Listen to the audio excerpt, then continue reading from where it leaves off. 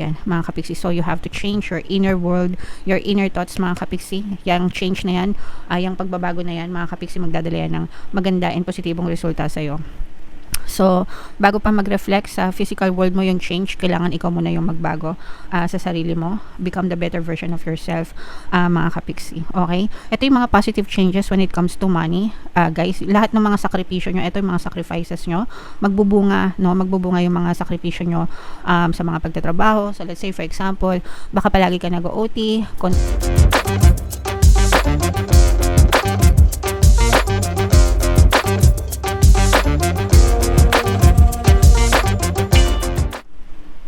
Hello guys, hello Aquarius. Welcome back to Pinoy Pixie Tarot. Ang pamagat ng episode natin for tonight is monthly tarot scope para ngayong April para sa Aquarius, Sun, Moon, Rising, Sign, and Venus. Sa dulo ng video guys, magkakaroon tayo ng yes or no pick a card reading. Ito yung deck na gagamitin natin.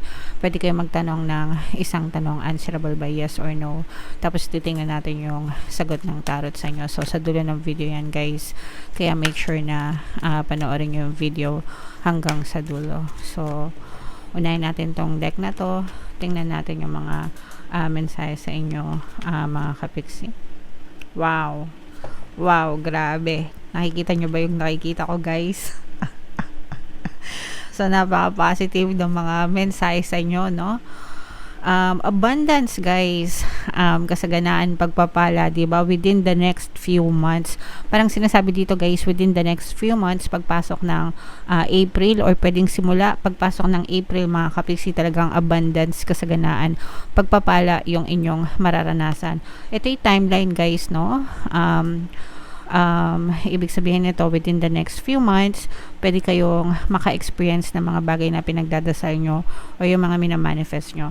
Pwede itong mas mapabilis, pwedeng mas mapatagal, depende kung gaano kayo ka-focus sa mga intentions nyo guys. The more na nagfo-focus kayo ng energy or ng attention ninyo, the more na mas mapapabilis pa itong within the next few months. Pero kung masyado kayong maraming balakid, marami kayong reklamo, marami kayong stress, marami kayong worry, marami kayong negative emotions, mas lalo pa tong tatagal, mga kapiksi.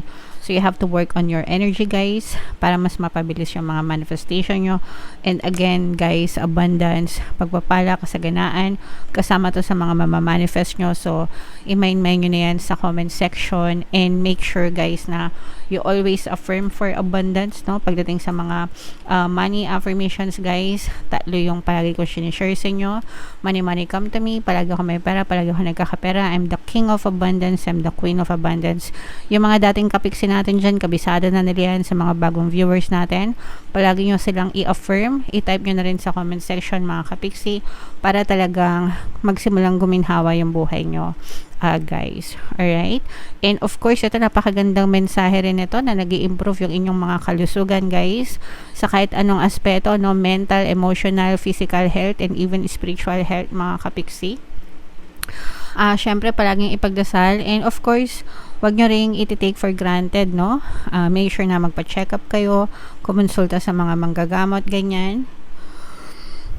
Guys, para talagang mag-improve, excuse me, para ma-check talaga yung overall health nyo, mga kapiksi, and mabigyan kayo ng mga karampatang lunas kung kayo ay may mga dinadamdam. Okay? So, yan, i-mind nyo na yan guys, abundance, improving health, yeah. Healthy body, healthy mind, yan. So, yeah. Tingnan natin yung ganap sa inyo, Aquarius. Shuffle natin to. Habang sinashuffle ko to, panoorin nyo muna yung video natin regarding sa ating paano mag-manifest ng abundance video course.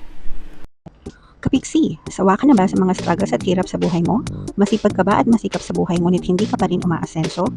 Ilang beses ka na bang nag-attempt magnegosyo at mag-invest pero palagi ka pa rin nalulugi? Sa pagkakataon na ito ay maaaring may subconscious beliefs ka na nagiging balakid sa iyong pag-unlad at pagyaman. Introducing, paano mag-manifest ng abundance video course. Dito ay matututunan mong ma-overcome ang mga balakid mo para tuluyan ka ng umunlad, umasenso, sumagana, maging matagumpay, successful at maswerte sa iyong kabuhayan, pera, trabaho, negosyo sa lapi at kaperahan ng bonggang-bongga. Dali, mag-send na ng email sa pinoypixie@gmail.com at simulan na ang iyong pagyaman ngayon. Alright, so sa lahat ng gusto mag-avail ng course guys, naka-flash sa screen nyo. Una, meron tayong paano mag-manifest ng abundance video course. Meron din tayong paano mawala ang third party at magkaroon ng harmonious na relationship. And meron din tayong email coaching guys, manifest your desires using the law of attraction. So sa lahat ng interesado mga kapiksi, mag-send lang kayo ng email sa pinaypixitaro@gmail.com. So, Aquarius guys, kayo ay represent ng King of Swords sa ating spread. Meron ditong presence ng earth signs, Capricorn, Taurus, Virgo. For some of you, maaaring may earth element kayo sa inyong natal chart, or you may be dealing with another earth sign. This is both negative and positive, mga kapigsi. Yung nakikita natin na negative guys is for some of you, maaaring trapped kayo sa isang sitwasyon. Guys, pwedeng trap kayo sa isang sitwasyon or sa isang circumstance na parang paulit-ulit yung naiisip, especially kung merong betrayal issue na na-experience kayo in the past regarding sa isang tao. Ito hindi naman to particularly na sa romantic relationship, no? Kahit kanina to guys, pero yung iba sa inyo parang nawawalan kayo ng tiwala sa ibang tao, o kaya naman guys parang nawalan ng kumpiyansa kayo sa sarili nyo, kayo mismo yung nawalan ng tiwala sa sarili nyo, nawalan kayo ng kumpiyansa kasi pwedeng nakarinig kayo ng mga negative comment, negative bash. Syempre wala namang positive na bash, di ba? Kumbaga parang nakarinig kayo ng pambabash ng ibang tao before, o kaya negative na criticism. Wala din naman positive na criticism. Parang na-criticize kayo before, tapos you take it against you, no? Na parang inisip mo na ganun ka kasi ganun yung tingin ng ibang tao sa inyo. So yung iba sa inyo parang pwedeng bumaba yung self-confidence nyo, yung kumpiyansa nyo sa sarili, and parang nahihirapan kayong mag-move on guys sa ganong klaseng mga inner thoughts, mga kapiksi. So you are sabotaging yourself mga kapiksi, no? Sinasabotahin nyo yung sarili nyo. Iwasan nyo yung negative self-talk, and whatever they said to you, kahit anong pasabihin sa inyo ng ibang tao, ikaw yung mas nakakakilala sa sarili mo. Okay? So don't mind them, but mind yourself instead, and work on yourself to become a better version, hindi para sa kanila kundi para sa sarili mo. Okay? And kailangan mong ibalik sa sarili mo yung self-confidence mo, yung paniniwala mo, para mas maging maganda yung takbo ng iyong kabuhayan, mga kapiksi. So you have to change your inner world, your inner thoughts, mga kapiksi. Yung change na yan, yung pagbabago na yan, mga kapiksi, magdadala yan ng maganda and positibong resulta sa iyo. So, bago pa mag-reflect sa physical world mo yung change, kailangan ikaw muna yung magbago sa sarili mo. Become the better version of yourself, mga kapiksi. Okay? Ito yung mga positive changes when it comes to money. Guys, lahat ng mga sakripisyo nyo, ito yung mga sacrifices nyo, magbubunga, no? Magbubunga yung mga sakripisyo nyo sa mga pagtatrabaho. So, let's say, for example, baka palagi ka nag-OT, konti lang yung rest day mo, minsan, kahit rest day mo, pinapasok mo pa para mas malaki yung sahod, o kaya naman, pag uwi mo sa bahay, imbis na magpahinga, meron ka pang side hustle, o may extra ka pa, or nagpa-part-time ka pa online, yung mga ganon. So, itong mga sacrifices nyo, mga kapiksi, makikita nyo na unti-unti na siya magbubunga, and magdadala siya ng positibong resulta sa inyo. Medyo maano pa kayo guys, no? Malakas pa yung energy nyo right now. So, samantalahin nyo yan, mga kapiksi, and wag nyong ikulong yung sarili nyo sa mga limiting beliefs, no? Sa mga negative beliefs. Hayaan nyo yung mga bash, especially kung nasa online world kayo, guys, no? It's either online seller kayo, or nasa social media kayo, especially kung nagvo-vlog kayo, 'di ba? Natural lang na may mga comments talaga na hindi kaaya-aya. So wag kayo magpaapekto sa kanila kasi hindi naman sila yung bubuhay sa inyo, no? Kayo yung effort nyo, guys, no? So hindi kayo mapapakain ng mga comment na yon, kaya deadma lang sa kanila, and just do what you intend to do, mga kapiksi. So yeah, wala tayong mapapala pag palagi tayong nakikinig sa sinasabi ng ibang tao. So meron ditong presence ng air sign, Aquarius, Gemini, Libra. For some of you, maaari kayong magkaroon ng conflict with another person. This is an air sign energy, or this is your conflict within yourself din. mga kapigsi, no, baka meron kang conflicting thoughts, guys, no. Ibig sabihin, pwedeng nalilito ka, confused ka sa sarili mo, kung ano ba talaga yung gusto mong gawin, ganyan. Minsan positive ka, minsan negative ka, and okay lang yun, guys. May mga pagkakataon talaga na ganun tayo, but we just have to keep on moving and keep on moving forward, guys.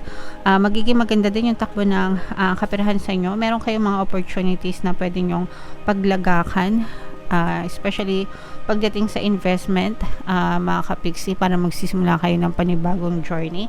Pero make sure, guys, na mag-aral muna, no, especially sa investment. Hindi nyo alam kung saan nilalagay yung pera.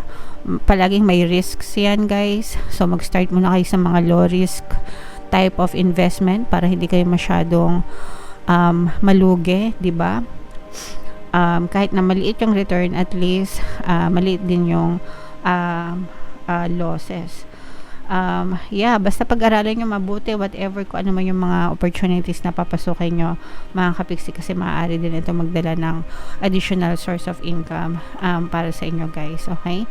So yan, i-mind nyo yan sa comment section, itong mga opportunities na to, itong mga positive changes, ito, guys, especially ito, no, yung mga aanihin yung mga bunga ng sacrifices nyo, yan, i-mind nyo na yan, guys, sa comment section. And again, guys, no, itong nakita natin na abundance, syempre, at saka improvement ng health, yan, i-mind nyo na yan sa comment section. So ito na yung ating yes or no pick a card reading. Huminga ng malalim, guys, tapos itanong nyo sa isip yung gusto nyong malaman for April. Isang tanong lang, answerable by yes or no, tapos pili kayo ng isang card. Habang sinashuffle ko to, guys, sa mga gustong matutong mag-manifest, i-click nyo lang yung join button dito sa baba o kaya dito sa taas. Kapag member na kayo, guys, magkakaroon kayo ng access sa mga exclusive videos natin regarding manifestation using the power of your subconscious mind and law of attraction. So, hinga ng malalim, mga kapiksi. Tapos, itanong sa isip yung tanong nyo. And then, pili kayo ng isang card. Card 1, card 2, card 3. Kung card 1 ang napili nyo, ang sagot sa tanong nyo ay no. Kung card 2 naman, guys, ang sagot sa tanong nyo ay no. And kung card 3 naman, ang sagot sa tanong nyo ay yes, guys. Okay? Alright. So, comment down below, guys, if feeling nyo naka-resonate kayo for more tarot readings. Ito yung playlist nyo, mga kapiksi. Ito naman yung ating success stories ng paano mag-manifest ng abundance video course. Click here to subscribe. Ito yung ating mga pampaswerte subliminals. Thank you for liking, sharing, and subscribing. See you next time. I love you, mga kapiksi. Have a nice day. Bye-bye.